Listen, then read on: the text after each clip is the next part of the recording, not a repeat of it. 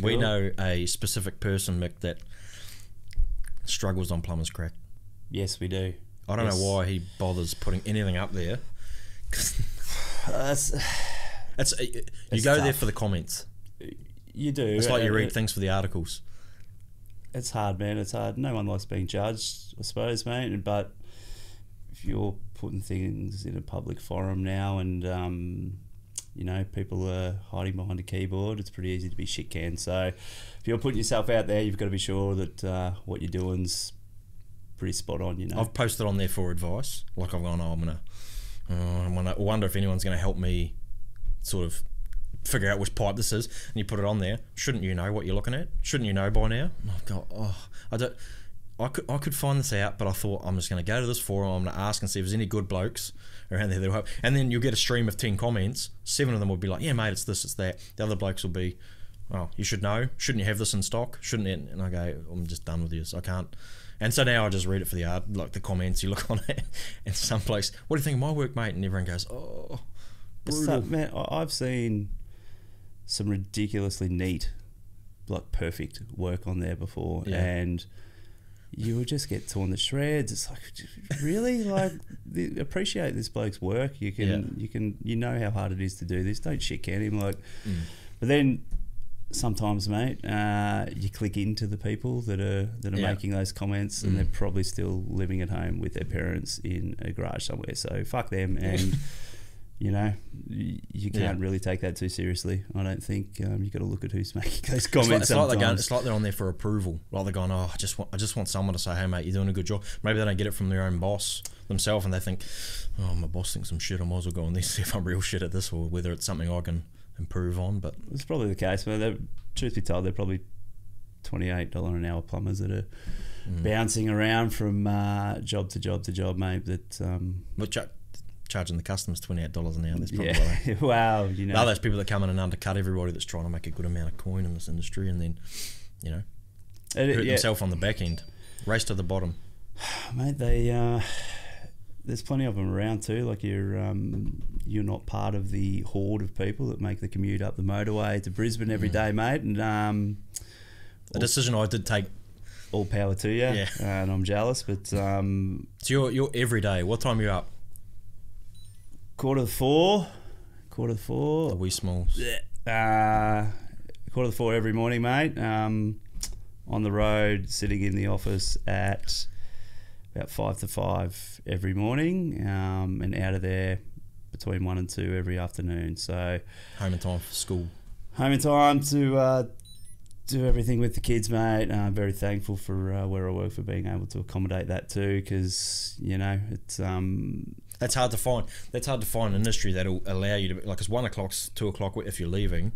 I mean, granted, you've done a full day's work. 8-9 hours for sure. That's when my phone's peak. Yeah, peak, and like people trying to stress for the day after. Definitely, you're trying to organise stuff. Jobs turn to shit for the day, you know, for that afternoon, and that's when it turns to. So you just 100%. Say, boys. And look, man, I'm too busy to have my time wasted in traffic. Like I can't. I'm an impatient person at the best of times anyway, but I can't deal with that. Like time is something that you can't get back. So I'm very conscious of jamming in absolutely everything I can to try and add value to my life and to work as well. So being able to sort of come and go as I please, and they know that they're.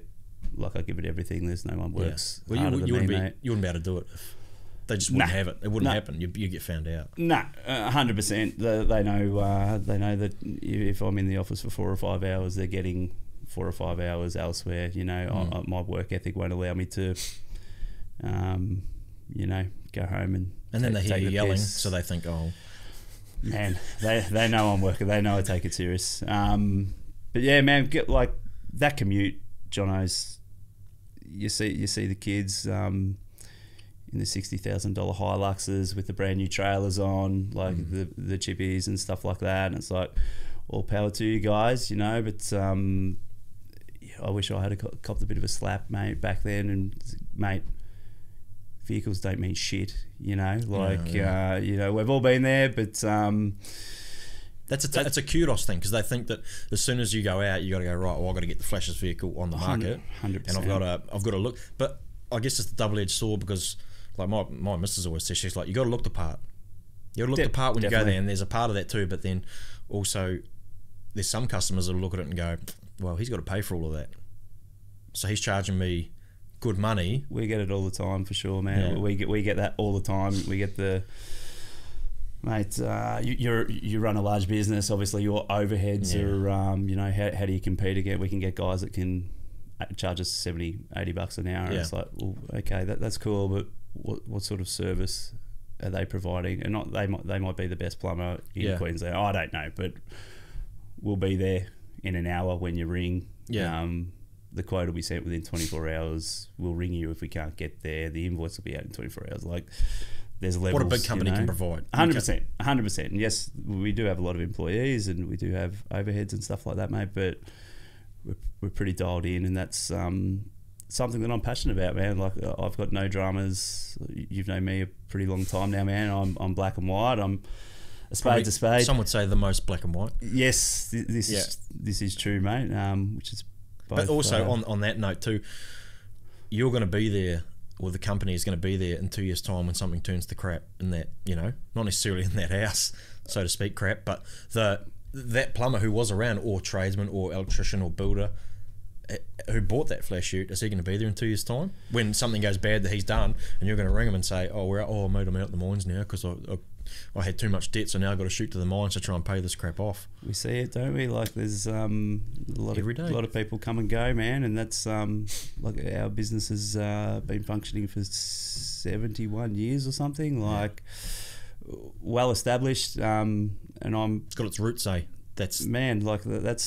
We're still in the same suburb that the business was created in, and still going strong and growing, getting bigger and better every year. And like, I'm proud of the fact that when I go to speak to people and try and drum up new business, I'm honest when I tell them I think we can do a better job than the plumber you're using.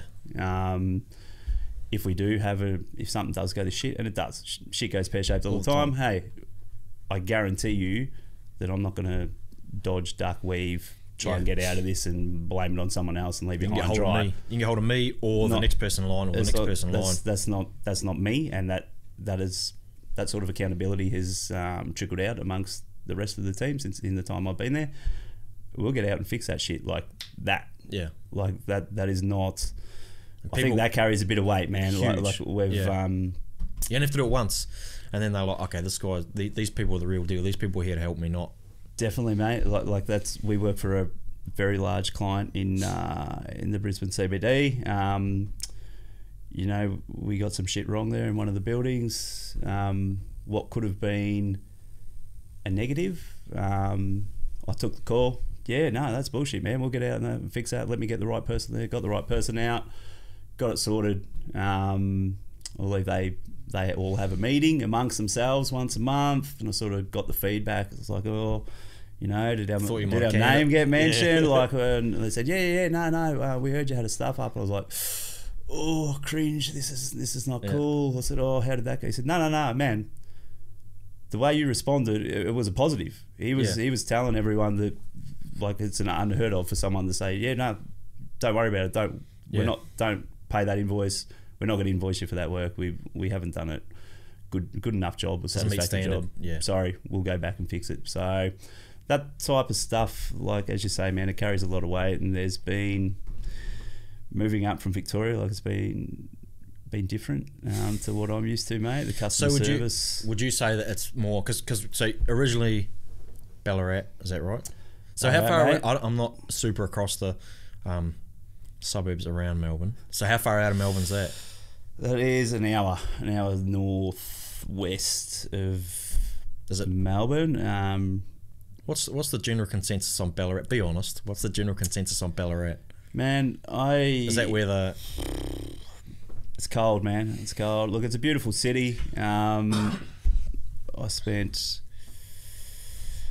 2/3 of my life there to now. It's cold.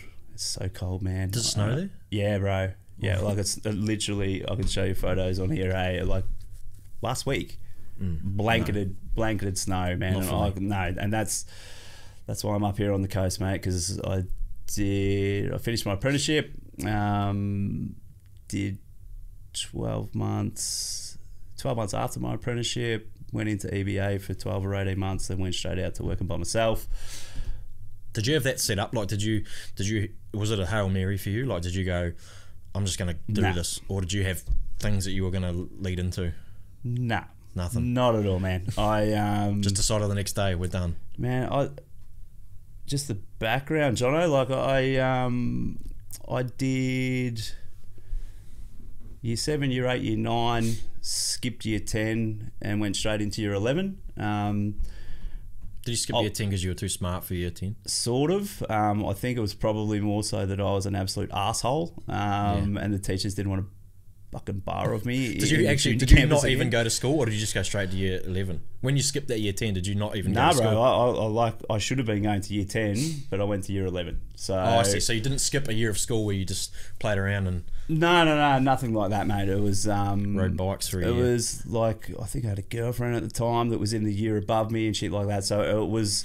I didn't have a break... Pull some strings. Break from school or anything like that. But it was...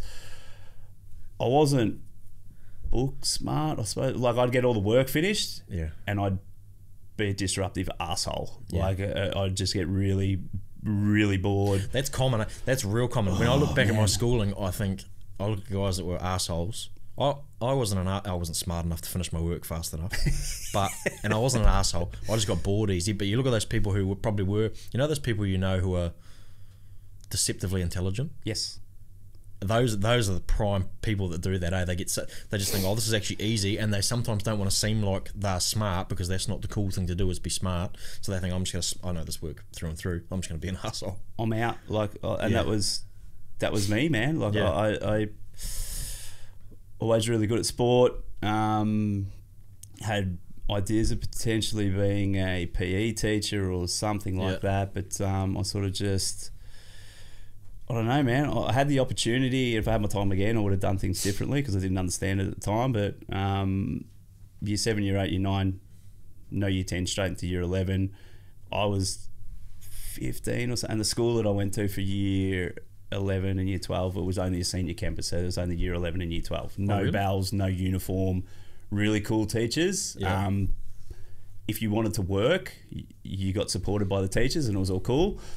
We were literally a 500-metre walk from the CBD type thing. So as 12 months younger than all the other kids there, it was an opportunity for me to accelerate my learning and get out of school and uni or whatever the fuck and get into a decent career. Not that I'm saying I haven't got one now, but I did year 11 and I had the same problems. I would finish the work, the temptation of pissing off down the street and not coming back, and there was no repercussions. Like, the teachers were like, "Oh, you wouldn't do that, man, fuck off, that's cool," or whatever. That's the story of so many kids. Boundaries. They don't have boundaries to do whatever the hell you want, and it's no different if you're year 11. Man, I should have been in like a Catholic fucking school or something, getting slapped around to sort of try and tame me a little bit. We're not going to go there. I won't go deeper than that. No, I went to a Catholic school, so I know what I will say.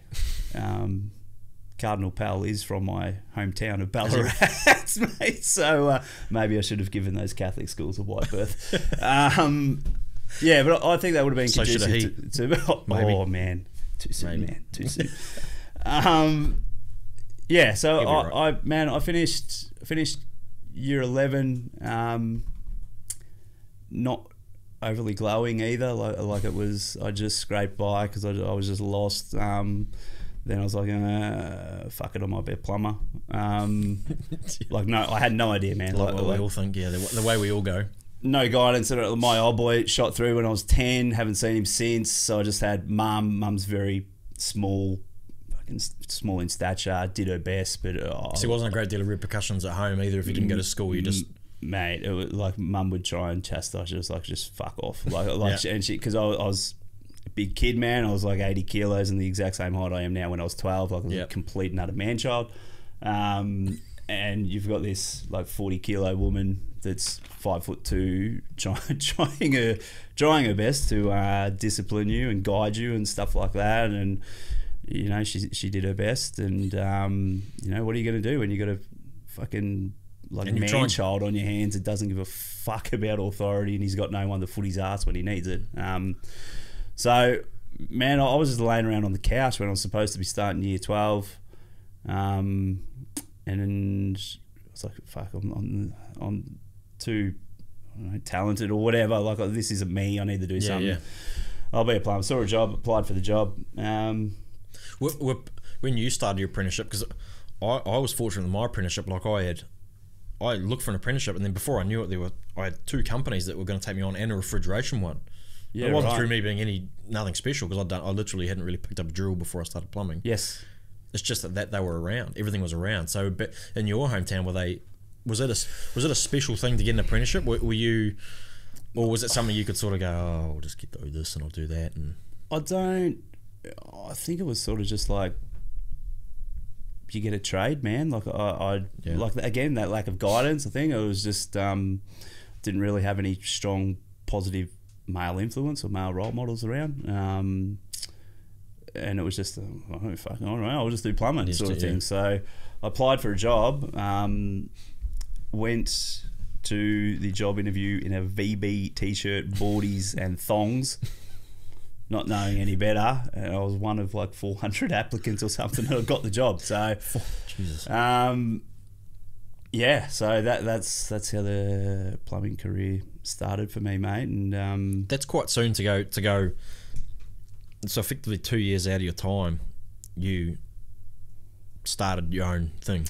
Pretty much, mate. Yeah, I did. And like, I had no designs on doing that. Like, I just didn't know, man. I was just like, I just had no guidance. I was just winging it, just completely fucking winging it. You ended up with a few staff though. We did, man. Like, we were pumping. Hey, like, we lucky enough to get onto a builder who, like, fuck, man, I think we did like 70 something houses or something for him one year. Like, he had like a street that he had 14 houses side by side. Like, it was hectic. We had, including subbies and apprentices and stuff like that. Like, we had 10 guys pumping shit out, man. And all the stresses that come with that you don't really allow for, because it sounds like you got big fast. It was like that. So did the apprenticeship, had a tough time throughout the apprenticeship. Did an extra 12 months because that's what you did. You're like, he's giving me the apprenticeship, I'll give him another 12 months, and then honour that time a little bit. They were looking for dudes in EBA. So for those that don't know, the EBA gig, less work, double your pay type thing. Is that, I don't know.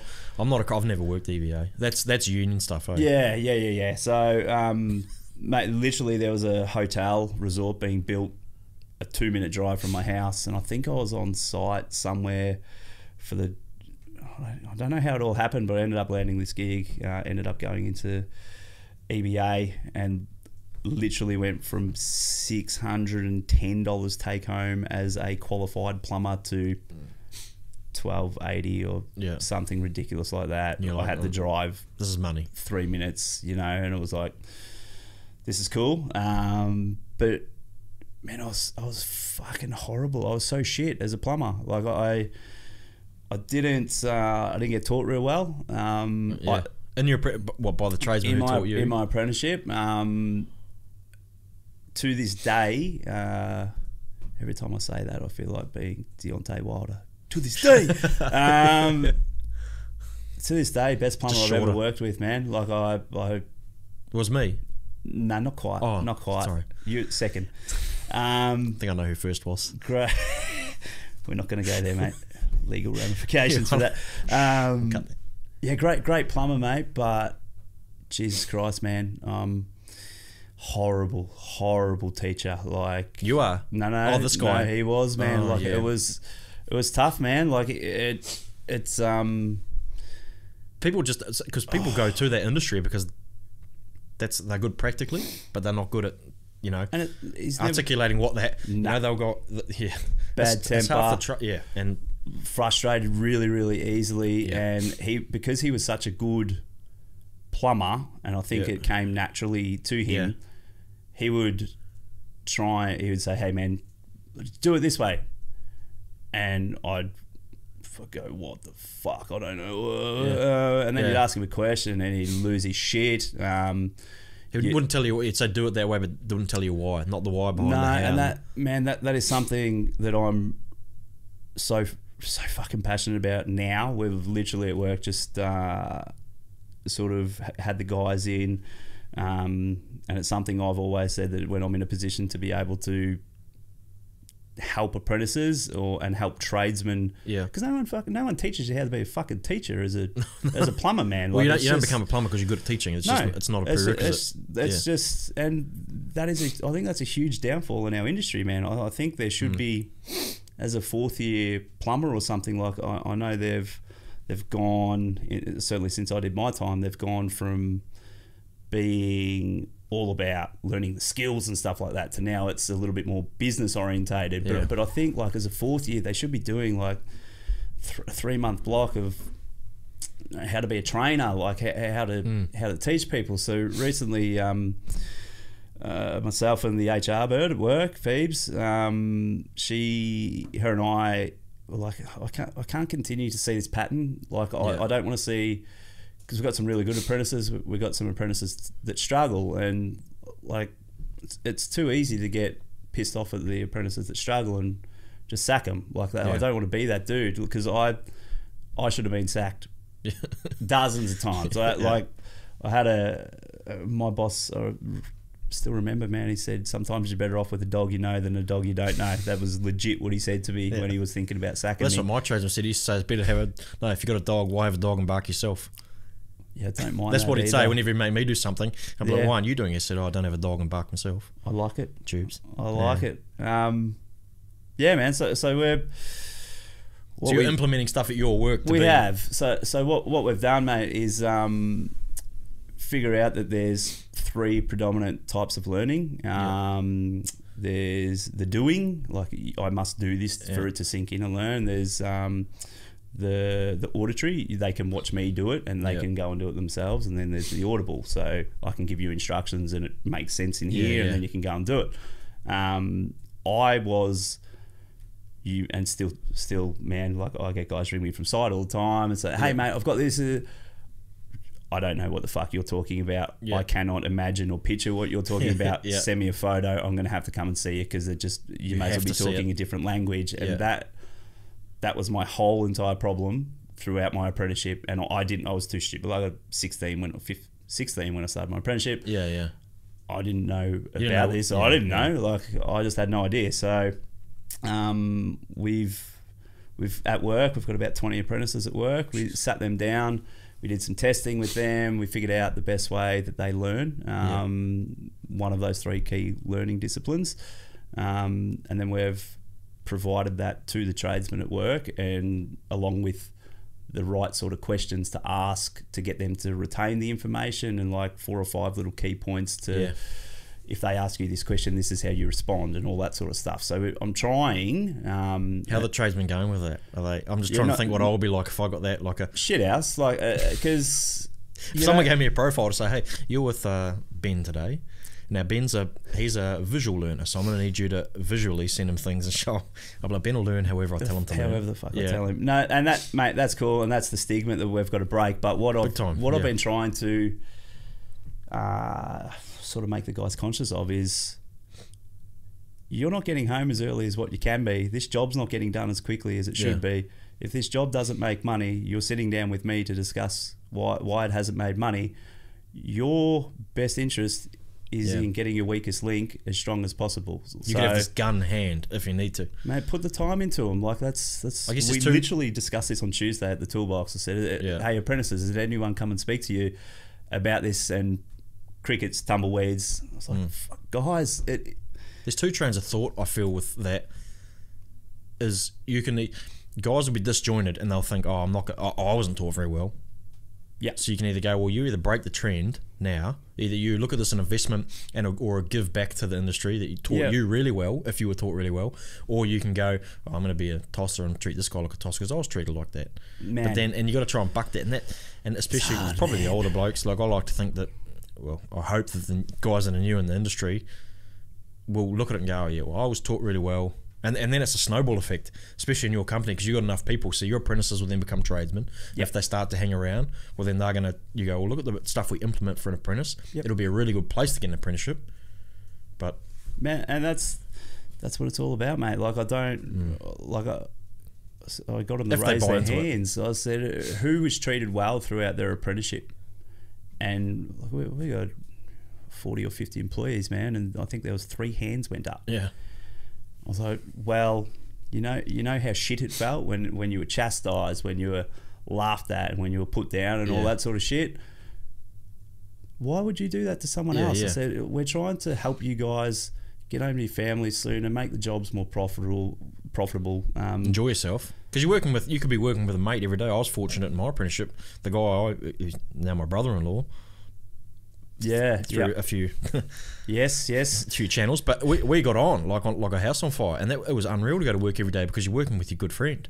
Yeah, mate, it was everything. Like, it made the days go so fast, and we knew how to wind each other up, and he knew how to piss me off, and I knew how to piss him off, and then we'd sometimes end the day with a slammed door and walk off, and then the next day, whatever, he'd ask me if I was okay and whether I needed a cuddle. And mate, that's at the complete opposite spectrum of what you had. Of where I had, man. Yeah.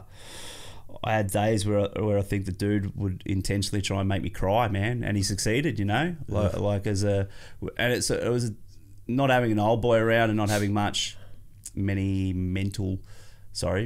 male role models. Yeah, like he was sort of probably the predominant male role model in my life, and he's doing that to you every day. It was fucking horrible, man. Like, there was I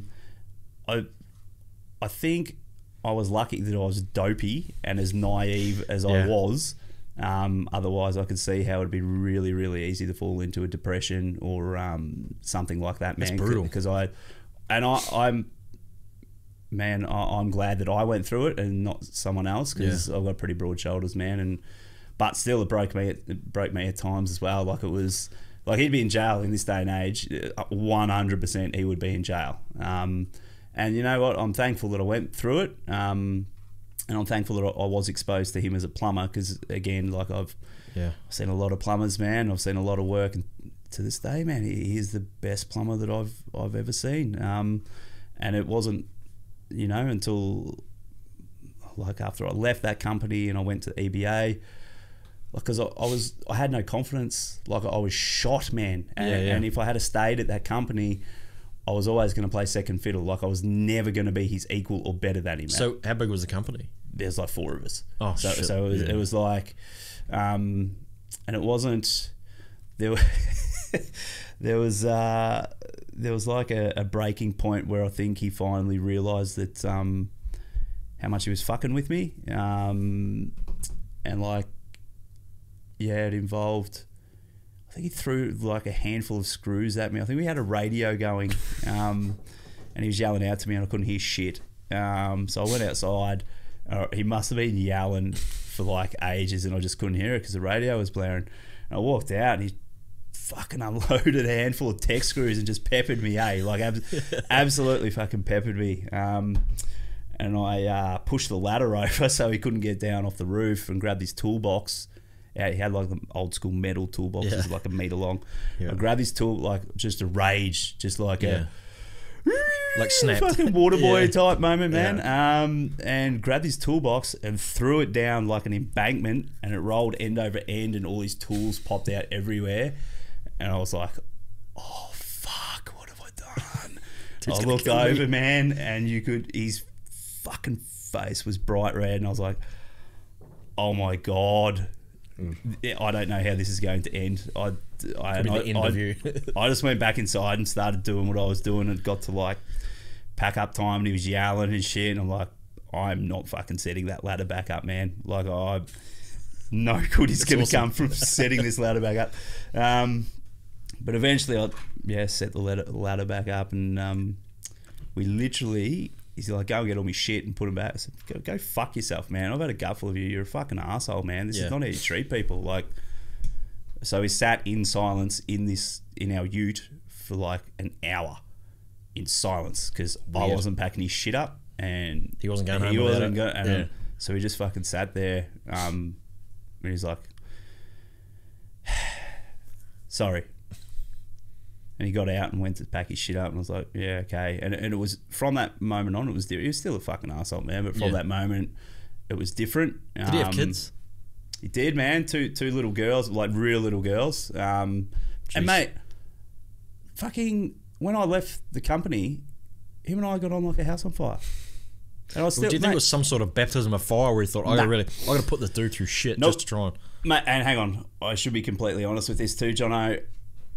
I was a fucking horrible apprentice, man. Well, like, you mean were you cheeky, or were you just hopeless, or were you... I was... all of the above? I was living a bit of a rock star lifestyle, man. I was indulging in alcohol and other things for a good... pretty much the first 3 years of my apprenticeship, mate. Yeah. Like I had money, and I just, like, literally, man, from Thursday night through to Sunday sessions, yeah, I was just a write-off, and then I'd come to work spewing to recover on Monday and Friday and look like shit and not be able to think properly and what have you. So, hey, did I deserve to get my ass kicked? Absolutely, man, absolutely. Like, I would do the same thing, but not to that extent. Like that sort of, like, when you're pushing, I'm a pretty tough and resilient guy, man. I've been through a fair bit of shit in my life, even at that stage, and that was some heavy shit for someone to go through, man. So it's strange, because that person could be that tradesman, or that person who's effectively you were being without a father at that stage for however many, 5, 6, 7, 8 years. That stage, that person has every opportunity to step in, not be a father, but be a figure, that be someone, a role model, man. A role model. 100%. You can show up on a Sunday and he can sit down and go, man, this is not good for you. This is not helping. I'm getting the shit to you because you're not giving the best for me. So why should I give you my knowledge? Because you're not treating this professionally, which you're being paid for. I mean, it's real hard to do when you're young and think like that, because everyone wants to just piss all their money up against the wall. But yeah, definitely. If you're at a prime spot to be guided. Definitely, mate. And I wish, again, like, I went through it for a reason. There's a reason, and I'm thankful that I went through it and no one else had to go through it. And like, I know that I probably did bring myself or put myself in a position for criticism more than once. But yeah, man, there's some harsh times, man, and you got to look at someone like that too and think, what shit did you go through to make you like this? Because I don't believe that he actually did his apprenticeship at the company that I did mine at, and he wasn't the owner of the business. I don't think was like that. Like, obviously that was a different time, man, and it was a bit harder, but power tripper. Something, man. Like, there was just something, and like, be interesting to sit down and have one-on-one conversation with him and go, now tell me about where you've come from and who gave you hidings when you were a kid. I've never, like, we'd have a beer. We were at the same football club. Like, we moved out of Ballarat a little bit, and we catch were and at the kick. AFL. Yeah, catch and kick. Yeah. The superior, like, where people with intelligence actually run around on a field, shoulder each other, not sniffing each other's asses, and running into each other at full tilt. But anyway, like, we'd see each other weekly, man. Yeah, like, and it was cool. Like, I don't harbour too much resentment against anyone, but like, fuck, man, I'd probably welcome the opportunity to sit down with him and say, hey, mate, I'm not sure if you're aware how much of a horrendous impact you had on me, and I think he's running his own business now and does have interesting his see own what he's apprentices and stuff now. Interesting to see what he's like now. Maybe he's come to. Oh, man, I suspect he'd be. Maybe not. He's getting a bit older now too. I suspect he wouldn't be as horrendous. You'd like to think so. Oh, man, if he is, man, like, as I said, he'd be in jail, man, for some of the shit that was said and done to me. Is fucking out of this world. So that was my sort of baptism into the world, Jono, and I. Makes it easy for you to, when you get apprentices later on, you almost look at that person as an inspiration of the way you never want to choose. You never want to do, and man, they've probably been you copping that, like you said, you copping it, you going through it, your dramas benefits all these people who are in your industry now or under your wing now, or sort of you can. I know what's right and what's wrong. Yeah, definitely, and as I said, I'm really conscious about that, and like being in a position where you can have some influence and trying to get the most out of people. Excuse me. and I've got to say, man, like when I started my own business 18 months or 2 years out of my time or something, I had apprentices.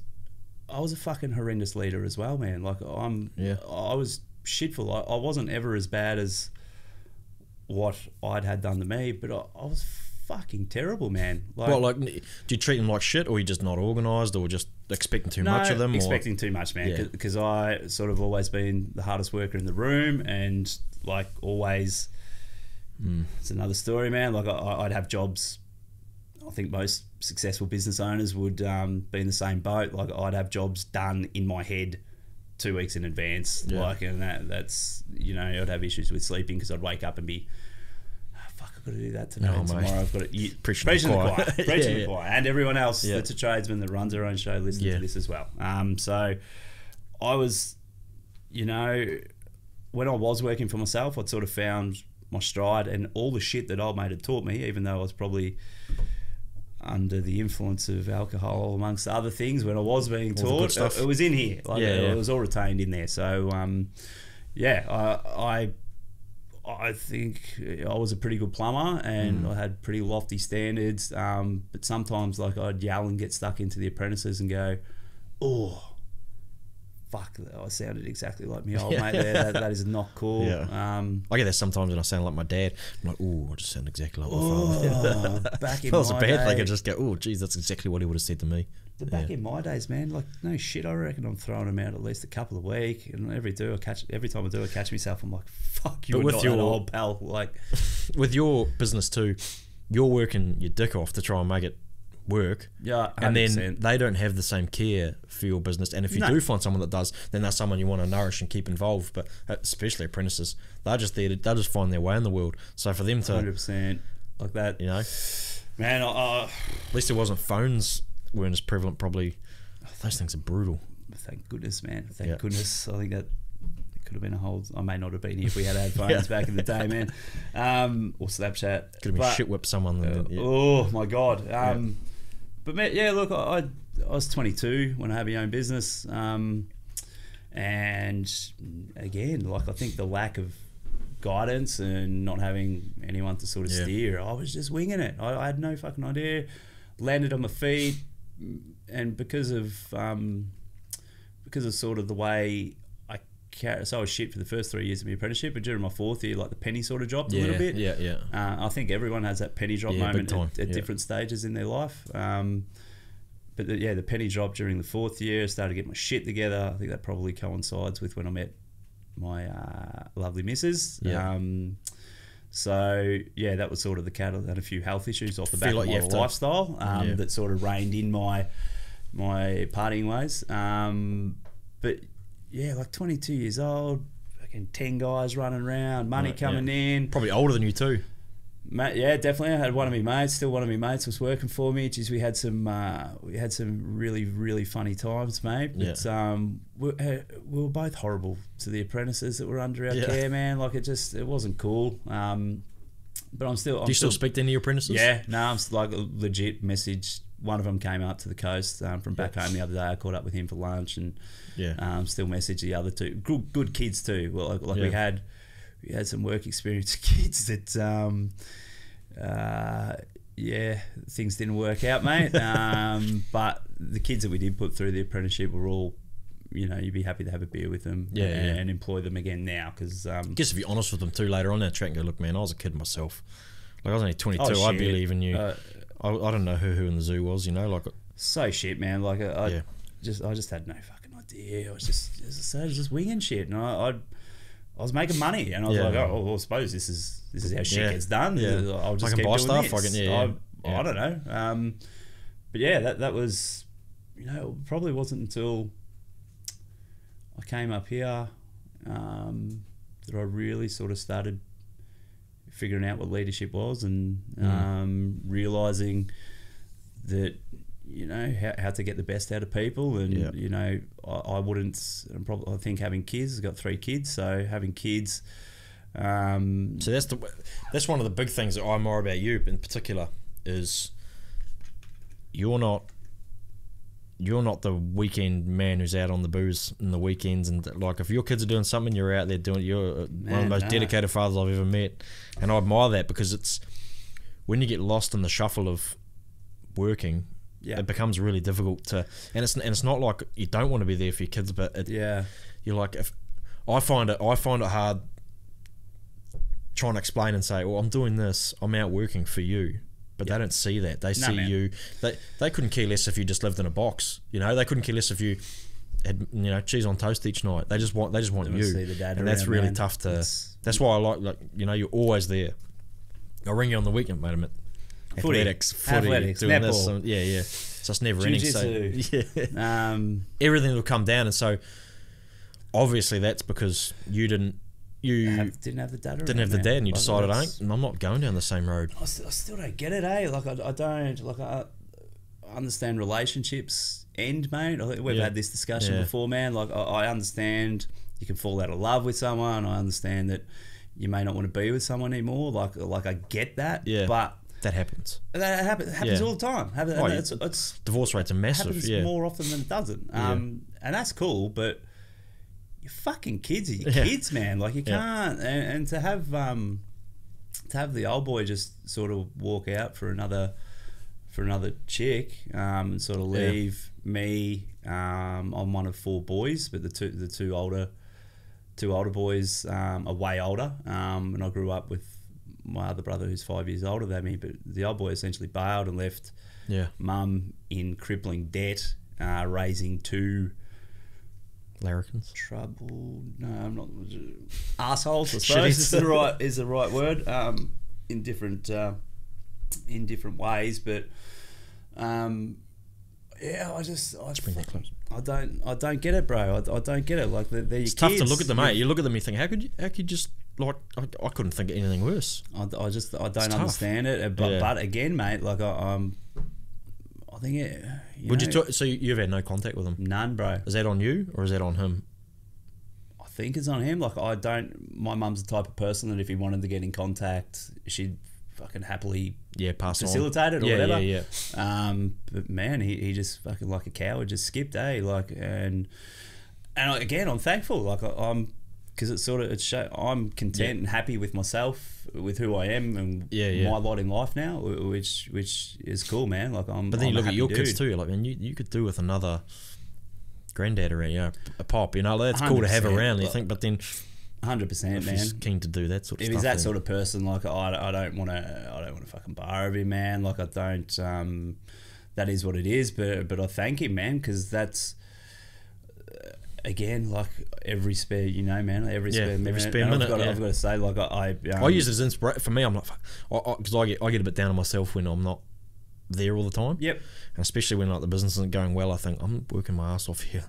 And I'm not even getting profit. Like my business isn't even pumping. Yep. And I'm missing out on my kids. It's like, well, what's? But then you got to look at the bigger picture. About definitely. What you're trying to do. So I think. Every chance I get now, because of guys like you and other people I know, I'm just trying my best to do those, make that time to be there. Yep. And it's not as I don't want to be there.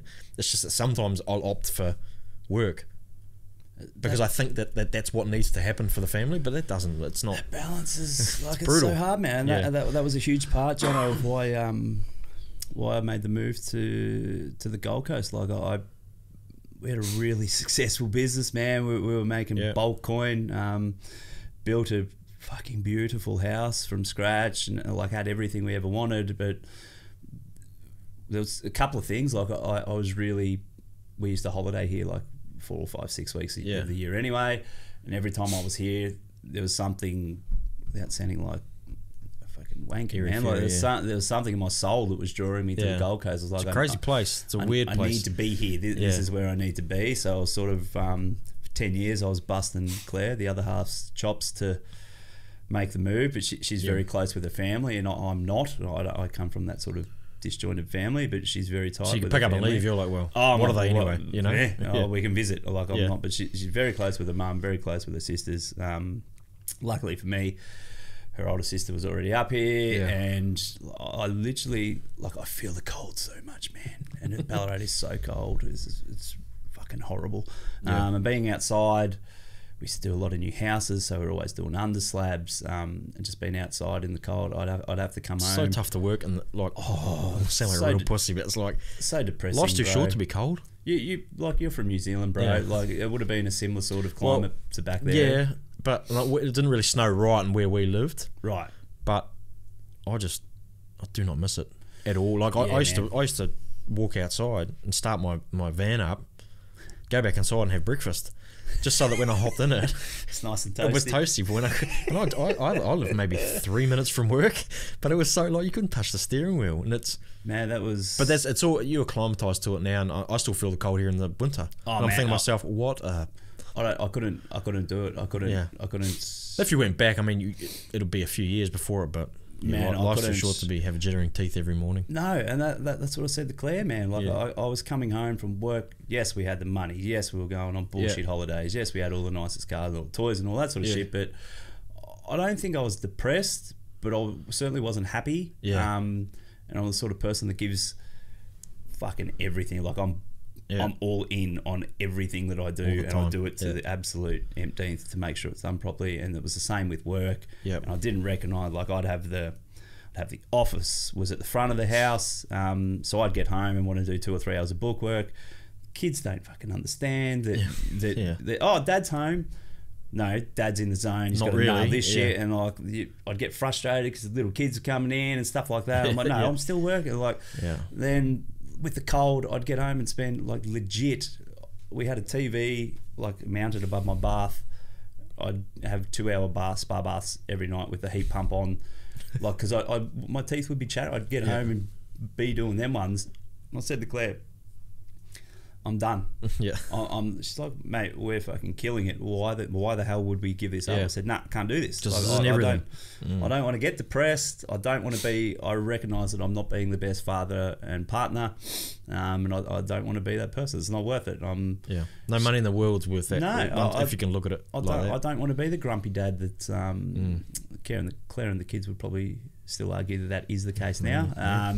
But I didn't want to be that bitter person, man. Yeah. And so I think I got Claire at a moment of weakness. Fucking bang. Yeah, straight gone. Business sold, house sold. Told her we'd only move up here for 12 months just to rent. I moved up here before her, bought a house. Close to her older sister. Yeah. And mate, I went from substantial money, like really good money and bulk bank. Yeah. The very first job that I took here, I was getting paid $27 an hour. And Claire was like, And also what are you doing? that's coming back down to earth a bit too when you work your own hours. I took the you piss, come and go as you like, please a little bit. I took the piss like big time in my business. I didn't, and I remember people that like I was always going out for lunches. I'd always been at the suppliers talking shit to the Reese managers and stuff like that. Like I was really tight with the boys, and letting the guys make me money, and the money's banking up. But I remember someone saying, "Mate, you should be, it's not always going to be this plentiful. Like, you're in a good spot, but you should be working your ass off to try and save work that for the money." rainy days, eh? Not the, That's exactly what he said. She ain't always going to be sunshine and rainbows, man. You got to plan for that. Oh, fuck, I am flying. What are you talking about? And man, I wish I did. Again, young, dumb, stupid, ignorant. Yeah. But you spend like it's coming in all the time too. I'm still waiting for my sunny day. It's all rain at the moment, but one day it'll shine. 100%. And that, as you say, Jono, that getting the balance, man, like that was a big thing about moving up the Goldie. Even if it was $27 an hour, I had no idea. I was like, I just need to get a start and figure this shit out, and sort of, that's nearly 6 years ago now, since we moved up, and obviously Kids are happy, bro, bride's happy. Mate, if I had said in the first 2 years, if I had said, fuck it, we're moving back to the Rat, Claire said, I'll start packing. You know? But now I remember we sort of first met back then. I remember you saying, I don't know, I remember thinking to myself, I reckon he'd be gone soon. No. Shout out to my accountant who bet me bulk money that I'd be back within 12 months and paid up too. Did he? Yes, he did. Came to the party with that, but look, sort of just kept saying to Claire, like, Ballarat, let's take the kids to Sovereign Hill or Lake Wendouree. There's like two to attractions, you know, and it was an hour to Melbourne to go and watch a game of footy, or Geelong. Someone explained it to me once, like when you leave a town, like when we left Hawke's Bay to move here for good. Yeah. You got your routes all set. It's like pulling a tree out. You got your routes all set, and you know where to go for the best, you know, drink. You know where to go if you need to get something made. You know everything about that. You feel like you know everything about that area that you need to know. Yeah. You just uproot them all, and then when you plant a tree, you plant your tree back where your new destination. Yeah. The tree roots don't. It's not spread. It takes a while for them to spread. That's how I try and explain to people. It's nice, man. We get lots of people coming holidaying at our place. Yes, I know the feeling. Yeah. Lots. And they come out, this is so great, but they're on holiday. Yeah. You got to work when you get it. You can't just, it's not all beer and skittles. Like, no, man. And then they see like me coming in and hanging with, I might take a day off or spend some time with whoever's come over. Yeah. Well, this is just a rarity for me. Like, I'm here because you're here. Yeah, 100%. When you leave, when you hop on that plane, I'm working. Yeah. 4 o'clock starts again. It just doesn't stop. But man, we're not all going to the Candy Mansion and partying with Insta hoes, mate. Like, that's not what's happening on. Send the boys there now. I don't go there anymore. If only you knew how dreadfully plain it is. Yes, I'm sure it is. I'm sure and it's not exactly. We're not always there for the best circumstances either. There's fair few toilets in that house. Yeah, I can imagine. Fair few. But man, like and I don't think the town that you're from, the town that I'm from. Same people are going to be doing the same shit if we ever decided to up stumps and go home. It's going to be what it is, mate. Well, they're happy there. That's cool. That's the best. And go for it. That's awesome. But it's like I find like I still maintain where I'm from in Hawke's Bay in the summer. Yep, is one of the best place on earth. Yeah, I love it. I love it. Absolutely love everything about it. But when it hits winter, you can keep it. In my ideal world, I'd have a house there in the summer and a house here in the winter, and I'd go back and forth. If I stop buying animals. Can't bring the chickens with me. No, man, I'm not gonna. Or the don't go into the goats or the. It'll break my heart. They're gone now. They're gone. Was it the jumping on the roof of the house? I sold them to there's an Indian bloke up the road, so you take good care of them. You're a bad man. He said, "I'll look after them. I'll look after them." So they're gone now. Currently in someone's vindaloo. That's cool though, but nah. Look, well, that's about it, man. Like that's sort of gotten me to where I am now. Where you are today. So how many staff do you have under you per se? Like, so you're in charge of 50 odd. But that's. And you were saying you only like half of them. You said to me on the way.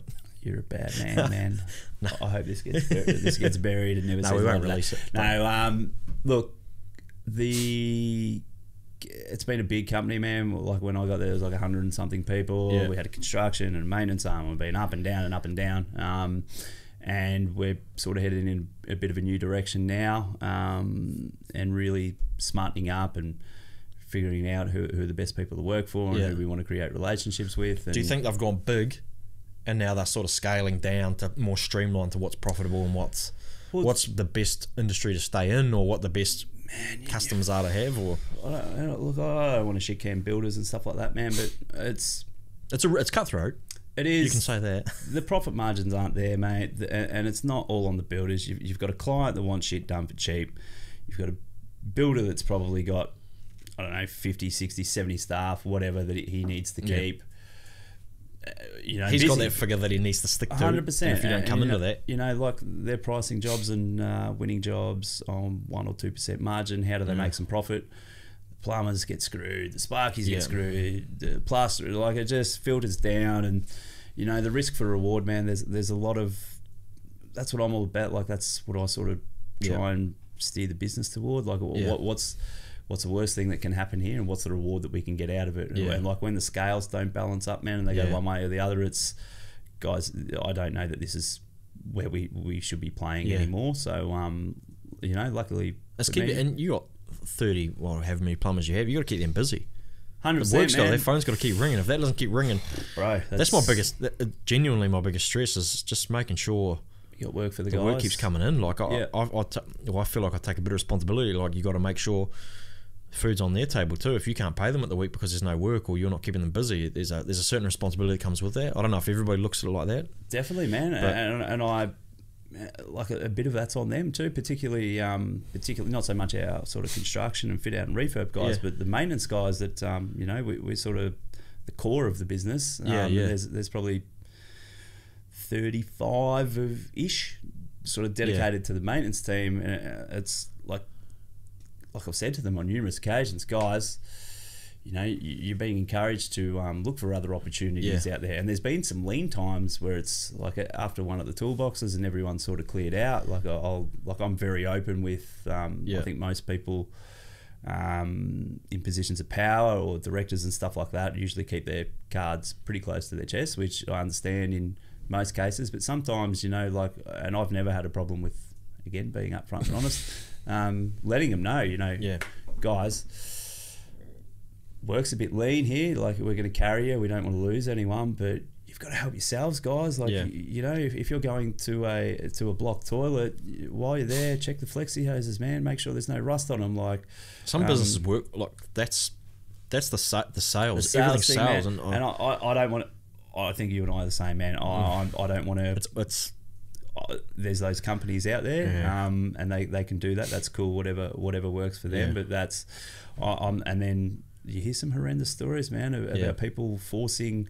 Well, you see it on the Plumber's crack, man. Like, I haven't seen one for a while, but there'll be people, saying, look how much I've charged this. For it. And it's like, you fucking scumbag, man. Like, how do you sleep with? Like, that's not cool at all, mate. But like, just people don't know. People genuinely don't know. Like, they might say, oldies, man, like that. They just assume you're just a nice young man who charged me $500 for a valve. That's not cool, bro. And like $2.5 for a fucking 125 body change over. You just got to sort of back yourself and go, well, it comes around about. So I'm going to have to. Hopefully, get cops them on the back end, and we know karma's. We've seen it, mate. We've seen it plenty of times. Yep, and smirked, and we'll continue to smile about it. But we've laughed about it. Yes, we have. But it just keeps popping up and popping up.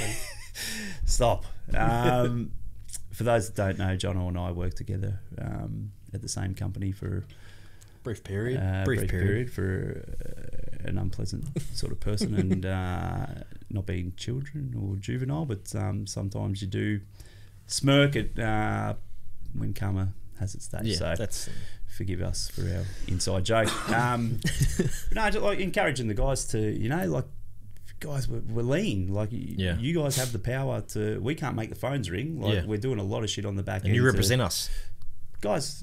Drum it up. It's on you. Like, I think sometimes people get lost in a big company, and they think, oh, there's someone else's problem to deal with the work. I'm just there to show up. They think, definitely, I should. Why am I working hard to try and bring work in when this bloke probably isn't? It's, mate, they get complacent, and it doesn't help anybody. Again, I've had this open and honest conversation with them, and guys, we're not buying another rental property for the owners. They're not getting another jet ski. They're not getting Lambos. Like, I've told them the actual percentage of actual profit after. Because the bigger you get, those overheads, man, we've got a lot of people working in our office. We've got a lot of overheads. It takes a lot to generate profit, and like, I share that information with them as well, like, so that they can be aware. That goes of a long way. And they do appreciate it, mate. Like I get them once a month. Every single tradesman that works there comes in, and we sit down and go over their bonus results. We go over their all the jobs that lost money for the month, and trying to maximise time on jobs and quotes and stuff like that, just to make as much chargeable as possible and stuff like that. Do you, before they come in, do you think, right, this bloke's full of excuses, I wonder what one he's going to have today? No, they know what's coming, man. Like, one of my super talents, I suppose, mate, is I can detect bullshit from an absolute mile away. Whether it happen or not. That's mate, every job interview, like, or it's, hey mate, just letting you know. The culture here is really awesome now. Like we've gotten rid of a lot of the dead wood that's been cancerous in the past. But I'm massive on accountability. I'm massive on ownership and integrity and stuff like that. And if you found them to be doing the wrong thing, it's curtains, man. Like there's no chances. You're done, mate. And like that sort of attitude, I think, is filtered out amongst the tradesmen that we currently have. Yeah. Probably not as strongly as the way I feel about it, but to the point where they'll weed out the dickheads themselves now, which is natural so selection, pleasing, man. Yeah. Like it is. It's so pleasing for me. You probably got your guys that he'll tell me. 100%. I'll find out whether that bloke's a peanut or whether he's all right. And it's not even. Sometimes it's apprentices, man, that'll ring me and say, man, I don't want to be this guy, but I'm just letting you know this happened today, and I'll be okay. So you look a little deeper, and before long they shoot themselves in the foot, and they're found to be doing the wrong thing. And I've heard a few stories. Told you have. One day I'll write a book, man, and it'll be a bestseller. I tell you. Like just the shit people think they can get away with. You think, what were you thinking? Bro, like seriously, you'd fall off your chair. Like I don't know how many people are going to listen to this, Jono, but if there's business owners out there, man, maybe we can talk privately and compare stories, because I reckon hands down I've got you guys covered with some of the shit that I've seen, bro. Well, like it's your it's issues madness. are 30 and 40 fold of what a guy like my issues are. Yeah, you're dealing with a far greater definitely snippet of society, and you like to think that some people have a decent amount of intelligence if they're a qualified plumber. At least that they've at least gone through a certain. Well, they've gone through a bit to get to educational, where they are, educational sort of prerequisites to make sure that they can actually get past that. But there's common sense; it's not very common. Oh, bro, it is so not. And look, man, some of that's on me too. Like I'm the one that sits down in front of them, and like my radar's usually not wrong. Yeah. People at work might suggest otherwise, mate, because I have made a few wrong calls. But they've got all the endorsements, they've got all the licenses, they've got all that sort of shit. They tick all the boxes. They sit down, and it's like, you're either a really fucking good actor or you're a genuine bloke, and sort of give them the benefit of the doubt. And you see those blokes that come in and they've got 10 previous plumbers in the last 5 years, and they don't come in, mate. You want to see the loyal guys, and that's sort of, where in the past I think we're sort of potentially paid on the lower end of the scale and attracted the mediocre plumbers with poor attitudes. We pay peanuts to get monkeys. Age old saying, mate. Most business owners know that now. So we're like, every time we put a job out on Seek or we're advertising for someone, it's we want leaders in your field. We're happy to pay good money for a good tradesman. We will give it to you. You'll get the van, the fuel card, the iPad, all the training, all the support, bonus, whatever. It's a great place to work, man. Like if you're a good plumber and you've got good ethics, you'll go a long way. I might apply. You're selling it. Put your resume in, man. I don't know if I got what it takes. I'm not interested in having a meeting with you. No, I can't. Mate, I'm sure some of the guys feel that way as well. But again, mate, most of the guys that have been there for a fair while now, and they know what the drill is, what the expectations are. It's a good idea, like sitting down and speaking with them, because to educate, mate, the feedback that we got, like it's only been implemented in the last 2 months, Jono. But it gives them, they're looking like it's happened maybe 4 times or something. I'll have a meeting. And I won't lose my shit, like I won't get angry, but we'll have... I'm not buying that, but 30... Frustrated. Might show some frustration, but we'll have 30 odd people in the boardroom, and I'll give it to them, and I'll give them examples of how they fucked up and how much it cost the company and stuff like that. And they sit there and cop it sweet, and I'm sure once they get up, they go and bitch and whatever, and that's cool, but... it doesn't work because they don't want to be the one putting their hand up. Oh, mate. And telling on something, no one wants that. And it's like... You got to dig to get information. Like, guys, this is... If all you have to do is change this, and this is the positive effect that you have to the business, and they'd go out and do the same thing again, and it's like, all right, I need to educate these guys a little bit better. Yeah. Once a month you're coming in, you're sitting with me, and we are pulling... accurate reports out with all of the financials, and we're sitting down and looking at it and looking at the difference that by doing this, we're going to see how much of a financial impact it makes. Yeah. And like when you're talking... You got a big scale, eh? 30 plumbers, man. Like we did some, we did some calculations, man, by tweaking a few things or just changing things and stuff like that. There was something like 100. There was 4 things. There was 4 metrics that I was measuring them on and wanted them to change or give some more thought to. Yeah. And of those 4 things, on the first month, so I showed them the shit month. Yeah. Come back and showed them, this is where we want to see improvement, and I'd check in throughout the month. How we going? Yeah. Come in for the next chat. Okay, this is good. See how much improvement was made? Yeah. $134,000 in a month improvement. Jesus. Then we've moved on to another thing, and I said, I think it was 70 grand because we'd already improved a lot, so it wasn't as much improvement the next month. And then multiply that by 12. Yeah, guys, this is, as I said, it's not paying for new rental properties. It's not a sick car the boss is going to get this year, mate. This is new Jettas. This is new vehicles. This is $2-3 an hour pay rises for you guys. This is. And mate, all of the feedback from the guys that have come in have gone, geez, I really, really appreciate being able to see this. I'm really thankful that I can just that time investment. Sit down. Because people don't get time invested in them, and that they don't, man. They don't, and it's because they're a little apprentice. He was a little shitbag when he was an apprentice, and he, like that. But you think if you had gone into an industry like that, maybe when you left the company, the previous company, you like to think you probably would have thrived on it. I would have got lost. I wouldn't have known what's happening. I think I would have too. I think right after I left my apprenticeship, I was still a little bit lost, but or where I did my apprenticeship, I was a little bit lost. But you see it now, man. Like the people that have left the company or sort of been pushed, they're gonna be the guys that work for 10 different bosses for $30 an hour for the rest of their life because they've made a mistake. Yeah, and I've sat them down to go, mate, you cannot do this. What have you done? And it's never plumbing related, man. Like I've got to stress that it's not. Everyone makes plumbing mistakes, man. They happen every day. Yeah, I've done it. You do it. Like it's part of it, man. It's the attitude that seals the deal with me. Like you can't. You put your hand up. Don't try and get out of shit. Like if you stuff up, that's cool. No one remembers the actual fuck up. If you rectify it and behave in the correct manner to try and rectify the problem. No one remembers the problem. How you react. It's how you respond. It's how you respond. And you get like people that are endearing and will make mistakes, and they keep making mistakes, but they're different ones, and they're learning from it. You almost can't fire them. You're like, this person's just too... Bro. They're just like 100%. Oh, man, I really stuffed up here. On to the next one. You're like, you stuffed up again. I did. It's like, that's cool. We've got a couple of them guys at work, mate, that...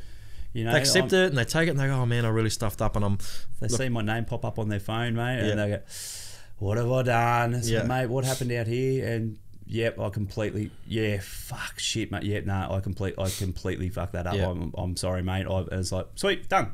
Yeah, that's all I need. Yeah, just acknowledge that you did it. Fuck all over. Yeah, that's not okay. Sweet, mate. Just try and learn from it. Don't let it happen again, type thing.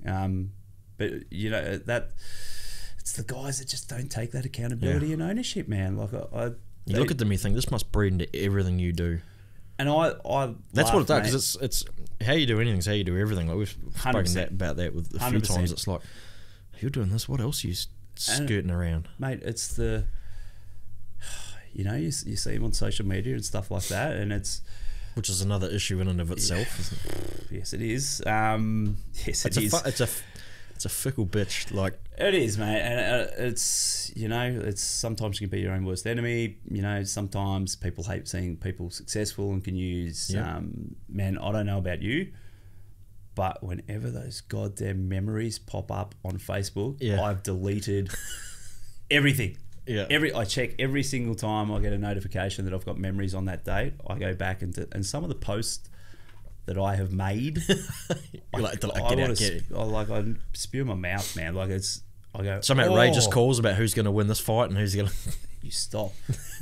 We'll get to that. I'm sure. But I could probably troll back in your history and try and find some outrageous claims about. They're gone, man. I'm telling you, you would not find a thing, bro. Because I'm. Oh, there goes my Friday. No, there's nothing there. No work. I've got to go find Mick crap. I challenge you, mate. But it's just because, and I don't think, especially like in the industry you're in, you're posting stuff all the time, and it's for the greater good, And it might mean that you're getting, you know, props here and there and everywhere and everyone commenting, and that's cool too. But I just feel like going, just be very careful here, because I was addicted to Facebook. Like when I it's a trap, mate. I would seen those screen time things? Yeah, I have. That's brutal. Not cool, and I'm sort of off it a little bit. Like it's probably 20 minutes or something when I'm lying in bed of a night, but. Like I was at the point where I was counting likes. Like it'd get to my birthday, and I'm like, I get bulk likes on my birthday. Got fucking 300 likes and shit like that, man. And I look back at that and go, who the fuck are you, man? Like some sort of validation or something, like or be popular or something like that. I don't know what it is, but it's not like. But you're assuming that other people are looking at that too and going, look at fucking how's Mick killing it with this. He knows all these people. I can promise you, I don't look at your likes and go, oh Mick, he's pumped 500 on this one. Like that's fucking weird, man. It's a false sense of importance when it comes to that stuff. It is. Can you imagine the people that do it for a living? They've got to get on there, and likes determine how successful finances, well, you know, and that's going to be you. You're going to be an influencer in like. I've got no interest in being an influencer. You wait, man. No, I do not. You, John O'Rogan, brother. You're not interested. I'm just interested in talking about. That's all I want to do is talk to people, you know, and everyone's. How do you influence something? How do you influence something? I don't know what you mean by that. Like you know, like it's a joke, man. But I especially get in that industry, like I'm using this tool. Seeing someone use that doesn't necessarily make me want to use that tool. But it's putting it out there, I guess, and they can. Man, most influencers are fucking full of shit. Like But you can. Some of it's not authentic, and that's the hard part. No, it's not. Especially on that, because you look at it and they say, "Oh, by the way, thanks to this," and you think, "Oh, you're paid to put that in there." Definitely, 100%. Like I get that. That's cool. That's fine. If you can make a living off getting your ass out, like that's and. If you can't count likes anymore, that's going to make a few people disappointed. But like they must have to send their stat sheets. You know, your stat sheets you can look at and you can find out how many people, your demographics. Yeah, but I think about this often, man. Like I look at. I'd be lying if I said I didn't follow some hot bitches on Instagram, man. I think we all do. But. Would you be happy with your daughter getting her making a living, getting her ass out on Instagram, like bulk coin? I know, bro. Like I ponder it, and I'm like, look at these young girls. Like, why would you do that? Have some respect, but man, I would like to talk to them first, because if it's something they're doing that's for like, what's the right word? If it's something they're doing for approval from other people. Or it's something if they're smart about it and they're like, well, I'm making good money here and all I have to do is this and it's working, great. Yeah. You can do it. But if it's something where, you know, the girl's just looking for attention and looking for, you know, got issues deep down, then that will concern me.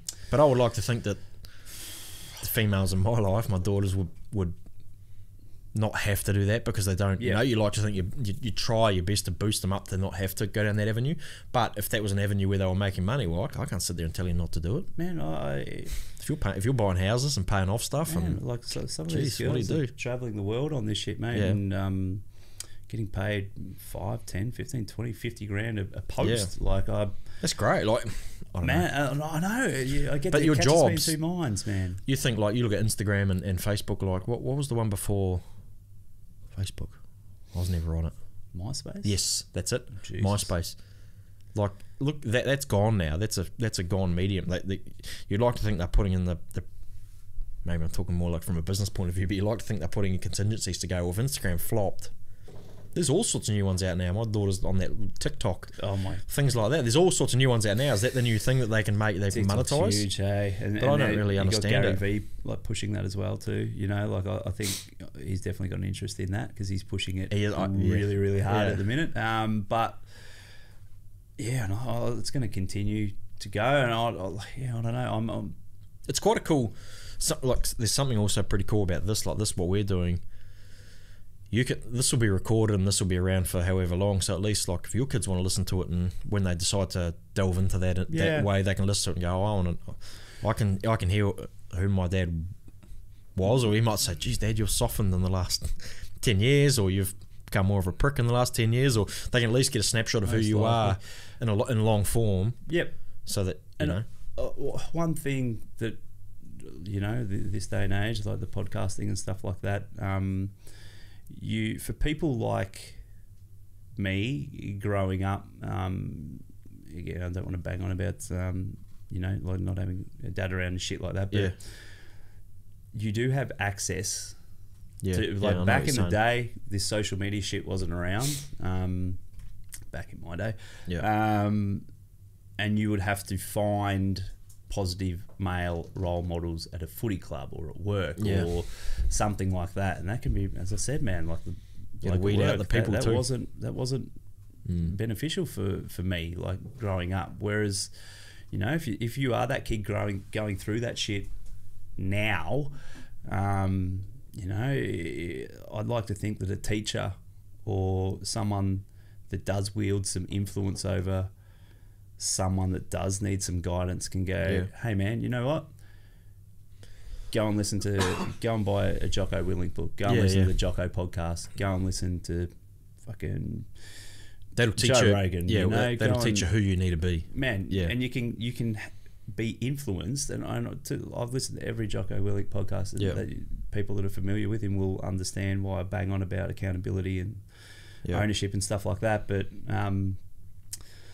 you do have access at the click of a few buttons to be influenced by just have positive reinforcement in your ears, positive people, and that's like, I only listen to 4 or 5 different podcasts, and people are accessible that can wield massive amounts of positive influence over you by clicking a few buttons. Man, you don't have to stumble across a good footy coach or a really good teacher that fucking 1 in a million has time to invest in you to try and get the most out of you. They can go, Google who I want to learn about positivity, or I want to learn about leadership, and who's all the way up, and then just find one that sort of speaks to your soul. You can listen to anything. Like you go, I want positivity, and I want to learn how to tile from someone really nice, someone who I can listen to. It's out there, bro. That's out there, and it's great. That's not many people use it though. Not many people look at that as a way to self-improve or a way to. Oh man, that's all I use it for. Like, besides listening to, besides numbing the drive, Theo Von, Gang, for a bit of humour. Like it's Joe Rogan and Jocko Willink and a little bit of Russell Brand. I find him very, very difficult to listen to. Russell Brand? Yeah.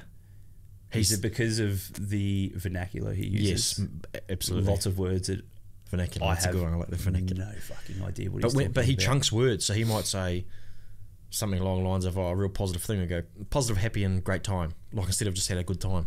And I find myself having to process all of these things he said, and then he's already off. He's off onto 3 other words that he's got to use as descriptive words. What's a descriptive word? A noun.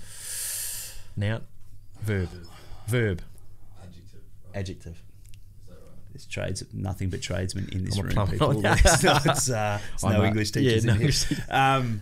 He is full of verbs and adjectives. Let's just say he's full of a lot. He's full of something. He is, but again, mate, I think he's great. Don't get me wrong. I reckon he's great, but I just find that form of interaction or that form of talking doesn't speak to you as much as what. Maybe they just need to slow down. If he's maybe I should listen to him. You can go half, can't you? Yes, you can. Oh, you can I think I've just found my way, but it might sound like he's on the drugs again. Mate, that's why I like him. Like, resonates with you? It does, mate. Yeah. Like I came from shit. I grew up in a violent household around alcohol. Partook in it yourself? Absolutely, man. As a teenager? I lived a. Again, I don't work for myself. I do care about my career, mate. So I'm probably not going to share everything with you, but I could do my own one later on where I can delve into some of the stories that you. Lordy. When I talk about unanimous plumber. Sure, that guy. I know him.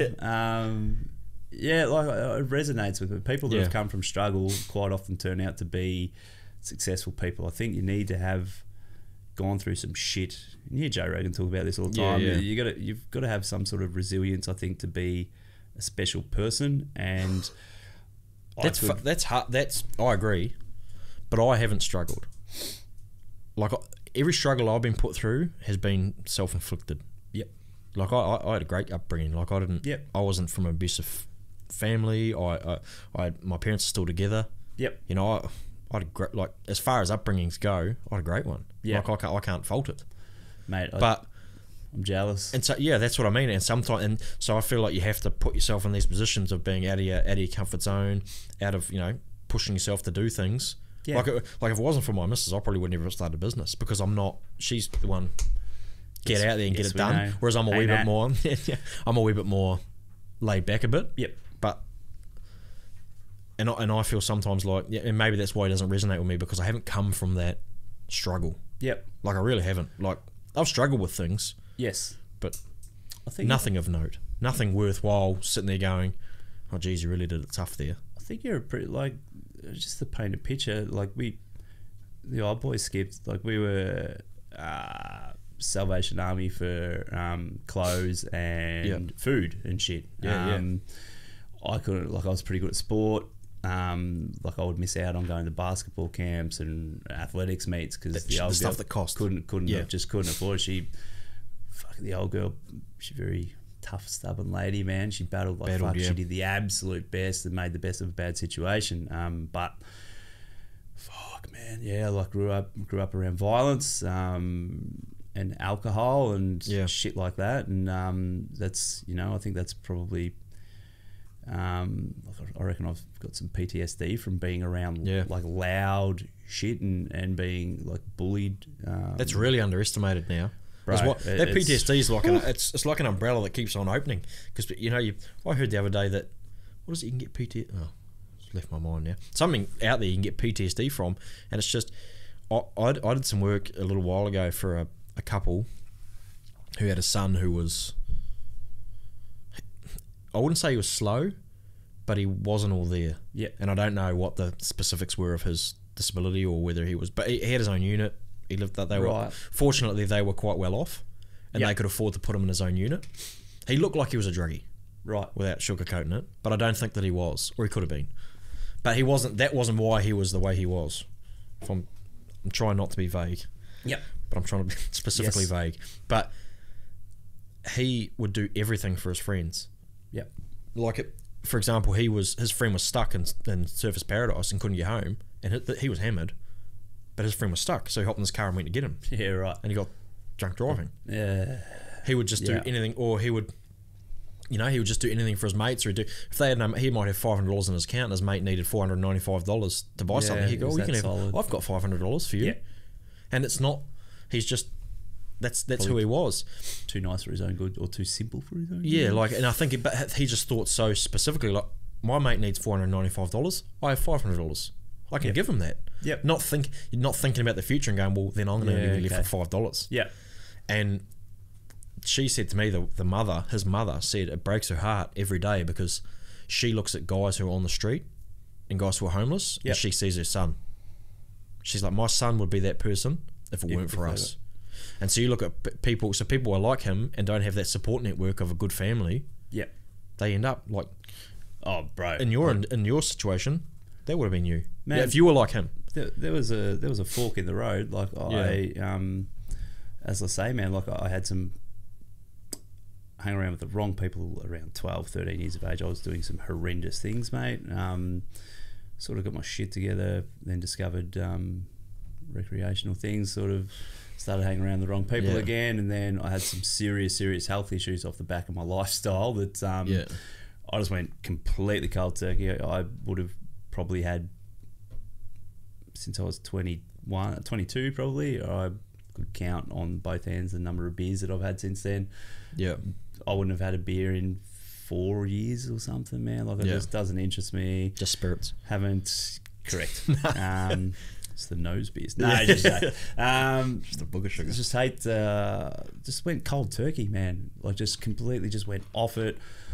Lost a lot of friends because they were still in those circles, and I think, you know, the health certainly had something to do with it. Yeah. But mate, you can't understate the power of a good woman, man. And I take me out off to the cook. Sort of, you know, provide you with 3 beautiful children too. 100%, man. I take my hat off to that, but to her for that. But there was a fork, bro, and I recognise that I quite easily could have gone, and I probably would have been a great criminal. I'm sure. Successful, I'm sure. Motivated. Successful in business and stuff now, but mate, that's not the way it went, and that's why I'm passionate about seeing, like, I've worked with the homeless, I've volunteered and done that sort of shit. I'm really, really passionate about making sure people that don't come from a good background or upbringing know that there's light at the end of the tunnel, that they can succeed, because I didn't have the worst upbringing, but it was shit. And I've been through some shit, man. But man, I wouldn't change anything for where I am now. I've still got my own problems, man. I've still got anger issues, and I still get frustrated and shit like that. And again, I still think that's some PTSD from shit that went on as I was growing up. I hate bullying of any. You would see that that would make it tough being a sports coach, like, of your kids. Oh, my friend. I've those kids become your kids. Like I've been. Be tough to look at them too, and you think, and you look and you think, is everything all good at home? Mate, I go way too far with the bullying. Like, again, man, like having been in that position before, when I see it, my blood boils. And coaching kids, like every year that I've coached, I've sat down with the parents at the start of the year and said, there is no bullying here whatsoever. If there's one bad word said they're going to be disciplined. If it continues, they're not playing in my football team. This is not happening. And if you're a parent that okays that, well, then you're not right for here either. 100%. I don't want you part of this team. I'm sorry. I don't care how good your kid is. I'm not copying that. And these kids are coming to develop confidence and stuff like that, not to be put down. And it ain't happening on my watch. But I've had, hats off to all the sports coaches, Jono. You're not there to develop just their skills as athletes in whatever their chosen sport is. You're a guidance counsellor. A lot of single mums out there, man. That lean on you to, he's been playing up at school, and so sweet. And I embrace it. I love that part of coaching. But then, mate, I've had fucking breaks me heart, man. Like, I've had mums crying on the phone to me saying, he's not having a good time. He's been crying. He doesn't want to school. He won't talk to me. He doesn't know what's going on. And then you grab him, put your arm around him, and say, well, what's happening? What's happening, man?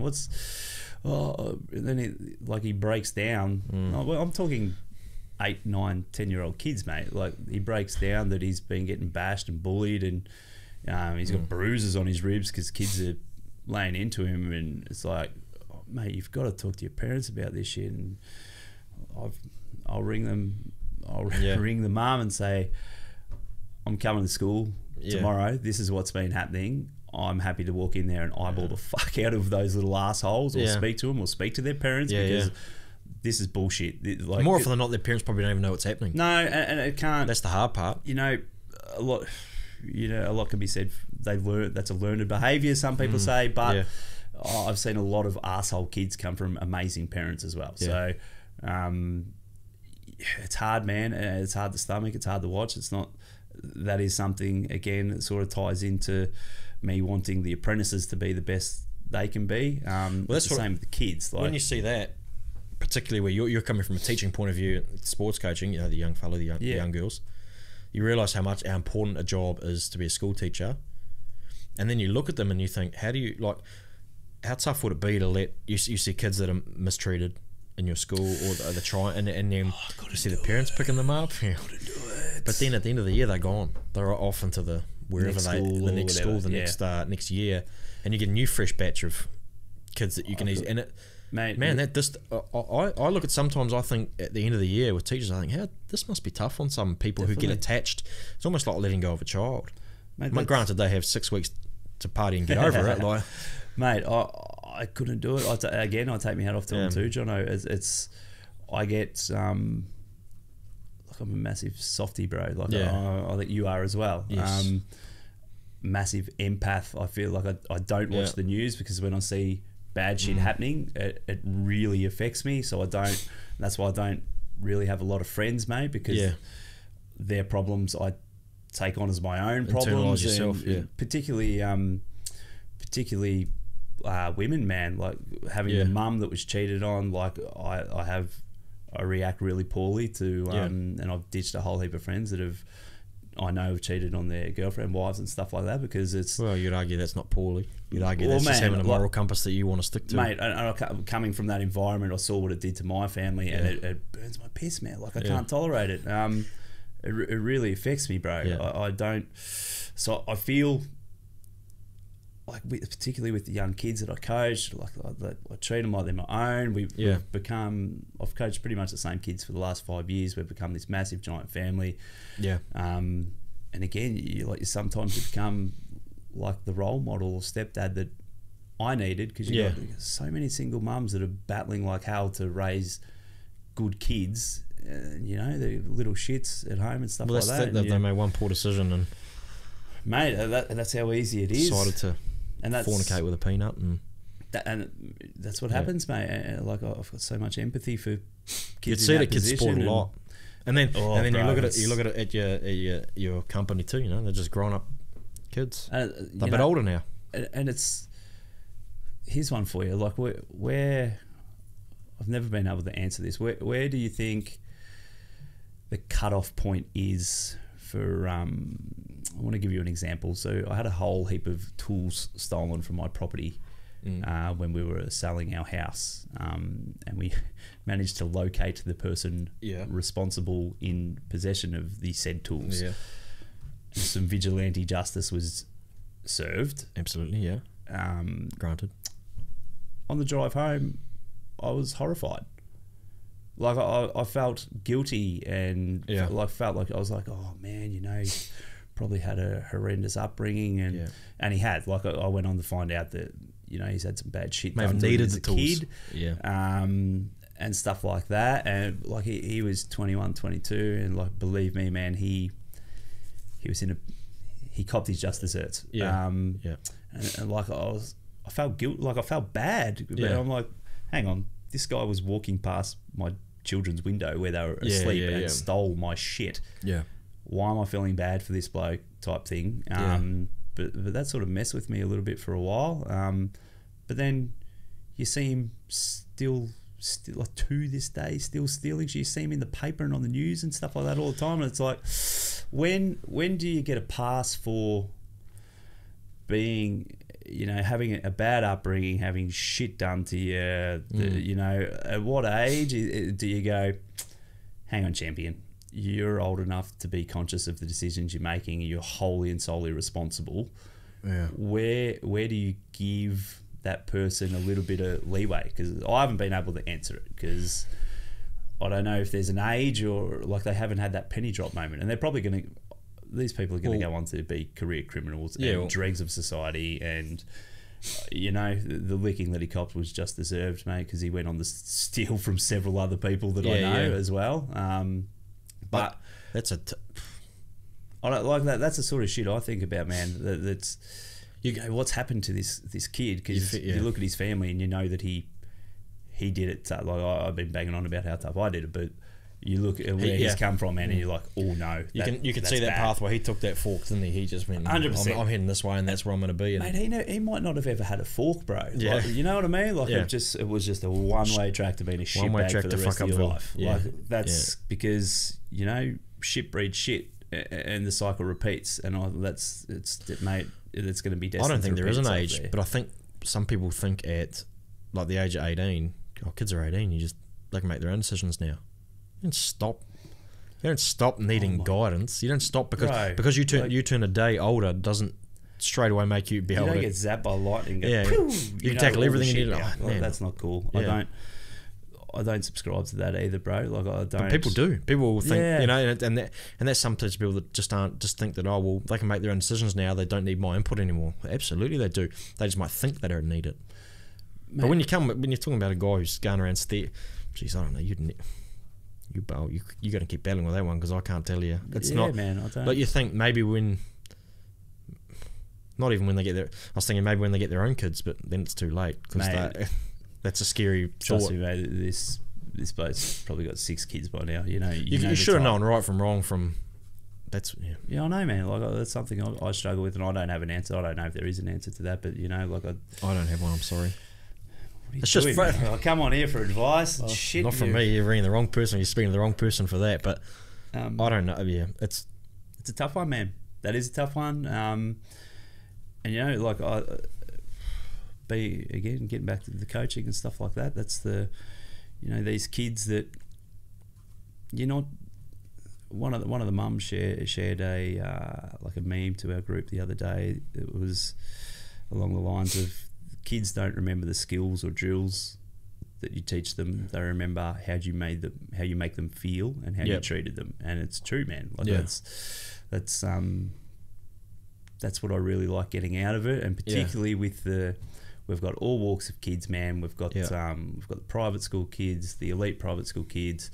We've got the knockabout sort of kid like my young bloke and all his mates, and then you know there is some battlers that do it tough, and I find myself naturally gravitating towards those kids that do, because you think, fuck, maybe I can be that person that can steer them a little bit, right direction, or say that one word that can get them to realise that you know, you can turn it around, or you can make something from yourself. And like, I'm not hugely successful. I'm just a fucking battler that's doing okay for himself, man. But coming from where I come from,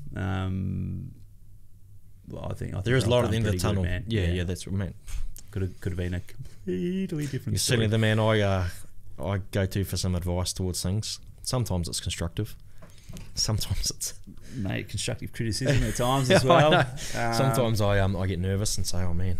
But yeah, like man, you know, it shapes you. Like going through some shit shapes you, Jono. As you know, and again, I'm happy that I went through all the shit that I did, and I was able to shoulder it and learn from it, and sort of hopefully educate some other kids and steer them in the right direction as well. And same with the apprentices.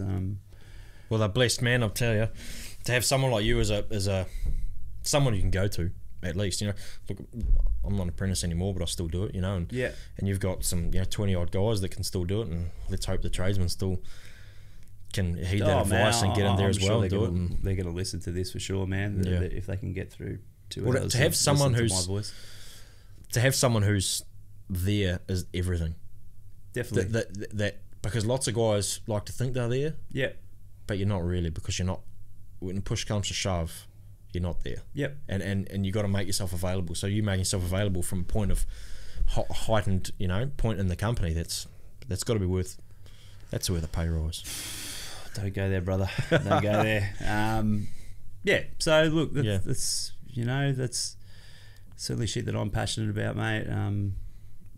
Giving these kids an opportunity, and it is hard because talk about the age of entitlement, mate. I'm seeing a lot of different. I'm concerned, mate. Like just to change tack for a little bit. Like I am concerned with the trajectory of, like how soft some of these kids are being raised, and what they're allowed to get away with, man. Like I see it. I see it with the young guys. It's not all of them, but you see the way they speak to their parents or what they're allowed to get away with, and then there's always a direct correlation between how good of an employee they are, because they've had everything done for them, man. And there must be a shock when it comes to, if you've been babied and then you go into an industry where you got to be, no one ain't babying you anymore in this industry. You got to. Like it's nowhere near as bad as what it was back in the day, mate. But my godfather, there's still some old school dudes out there that will pull you up on your shit really quickly. And they don't last. They don't, mate. They get and I. It's actually they're actually the ones that need the most work.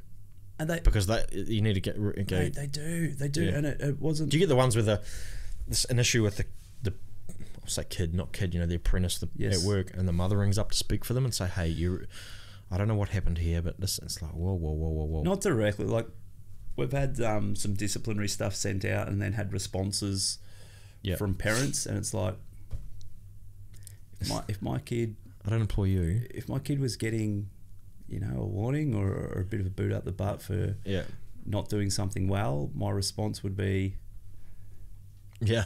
What are you doing? Lift your game. This is rubbish. I'd be ringing anyone in the office to say, what is going on? Why is it, where isn't he hitting the mark? And I'd be trying to figure out what was happening at work, so I could discuss it with him and try and get him up to speed. But it's my son wouldn't do that. You shouldn't be speaking to my child like that. And it's like, this is conducive to him being a poor tradesman. Like, that's how it works. And it's man, it's the I just don't want them to waste their time. Like, it's the same with the kids, mate. Especially when the parents contact you and you know that they've been fed bullshit. Correct. And you know, like, that's frustrating, man. I really feel for you, because you're not you're coming barking at me, and you just do not know the facts, and this is gonna hurt your feelings a little bit. And you give them the truth. Yeah. And I know I have been known to send a 2,000 word response, mate. Like, just putting things in black and white, so that they have got the whole picture. But you know, some people are destined for greatness, and some people are destined to stack shelves at Woolies, and there is nothing wrong with that at all. I've got, if you're happy, you're happy. All power to you. Like, I've got no dramas with you living your life like that, man. Like, but you want more for people and more for what they want to do. I want them to be the best that they can be. And if you're going to go and stack shelves, be the best fucking shelf stacker in the entire fucking joint. You know what I mean? Like, that's what I try and get into these kids, and I don't want to keep banging on about it, mate. But I had a discussion with the kids at footy during the year. Just, it's tough, man, because we're not at like Division 1 football or Division 2 football, so we've got some guns with some kids that are just there to run around and have fun. So it's frustrating, you know, and you've got to get all of them better. But you know, there's just some stuff around at training not too long ago that, you know, they just didn't. You could tell they just didn't want to be there, and it blew the whistle and got them all in and sat them down and said, you know, like, when I was playing footy, training was the absolute highlight of my week. Like, I was going to see my friends that I didn't go to school with.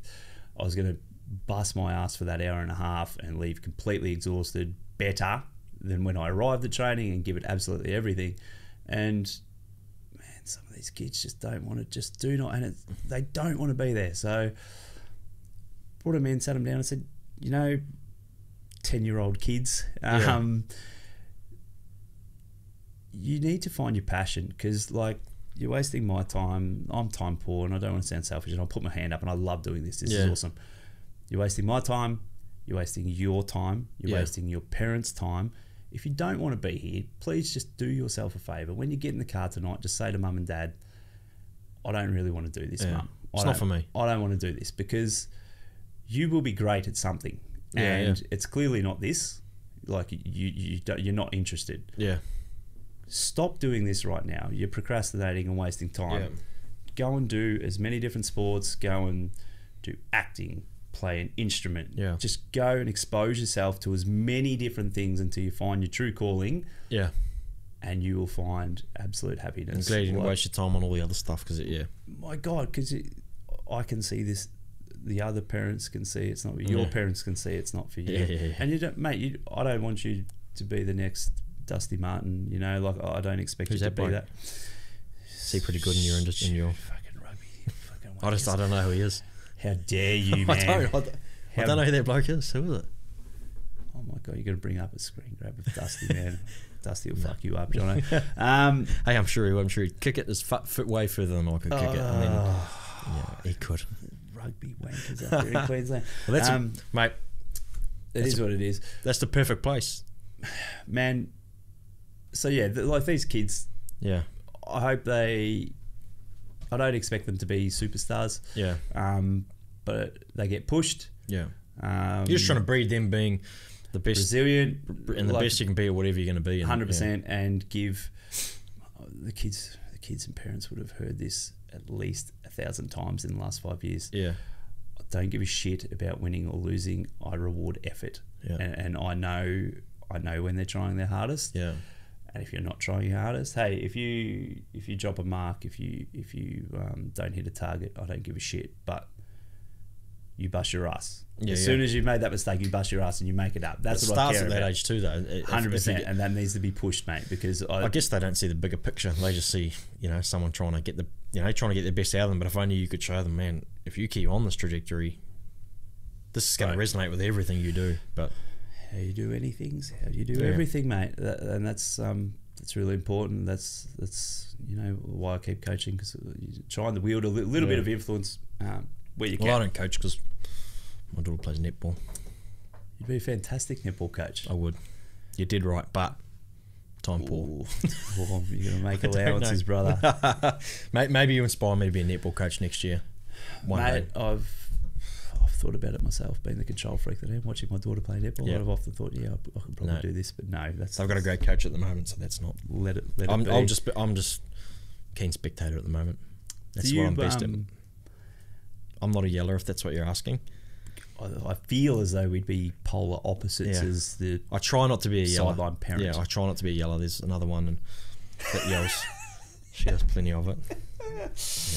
I can imagine. Anyway, brother, we're done. That's it. I don't want to hold up taking much of your time. You're a time poor man. I think we covered more than a whole range of shit, and all the best with the apprentices. Cheers, brother. Thank you for having me on, mate. And well done to you for following your passion for doing this, mate. Appreciate it, I mate. Hope you'll be back. Mick will be back. I think you got a fair bit more to say. We could branch out on a few more topics. We absolutely could. I've always got something to say, mate. Always. But yeah, I hope you keep going with this, mate, and hopefully this 2 hours of my voice hasn't sort of turned off your potential viewers, mate. Perfect first episode. Yeah, bro. Thanks for having me. I'm honoured to be the first person, and hopefully this isn't collecting dust somewhere, mate. But if it does, I've had fun doing it. Somewhere. Absolutely. Cheers, brother. All good, mate. Appreciate Cheers, it. buddy. See you, mate. Fuck yeah, boys.